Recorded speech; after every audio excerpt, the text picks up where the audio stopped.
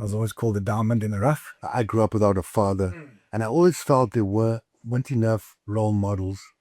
No one there to teach us how to communicate, how to be vulnerable. Because I see a lot of boys these days, but not a lot of men. Yeah. Because of the emotional maturity. Because right now is the easiest way, the easiest time to be something and be successful. Yes. Why? Because everybody's so soft. I'd rather be a good man than a nice guy. And I can tell you now, I forgot who said this, but a friend to everyone is an enemy to themselves. I always knew that I wanted to do something great.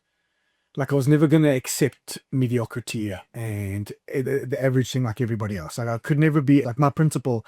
Like I used to get suspended, bro. And my principals said to my, I used to get jacks and then the detentions, and then eventually I was suspended. And they called my mom in and they was like, listen to me now, see, but this, we tried, but either he's going to end up in jail or he's going to end up being successful. I always knew I was going to be great. It didn't matter what I did, bro.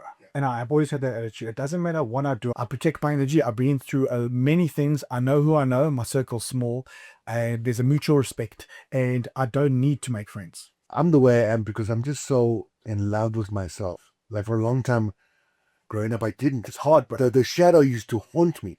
But the minute you see it, accept yourself, warts and all, I accepted the worst part of me. And I'm like, okay. I'd rather go without than not having the best. And he turned around and said, happy for what? And they were like, geez, and thought he was arrogant or whatever. And they were like, no, well, you just gained 2 and you're so close or whatever. And he was like, there's nothing to be happy about. And they were like, what do you mean? He's like, job's not done. And they were like, but. And he was like, job's not done. Thank you. And left. I've never seen a successful person cause a fight. I find that I'm the smartest person in the room. I'm in the wrong room. One of my pet peeves is a lazy person, an unambitious person, and the victims.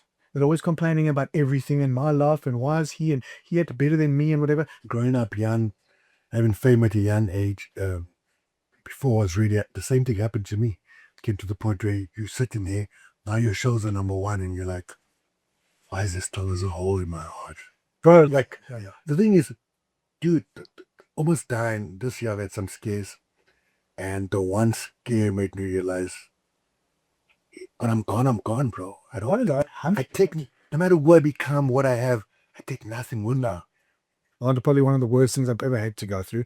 I lost everything to fight the court cases because the high court's not a game. Yeah. Like we needed to put 100 grand retainer per week into the turn every time they go to court. So I believe like you learn the most when you hit rock bottom, bro. And diamonds are made under pressure. I always used to tell myself. So I was always constantly under pressure.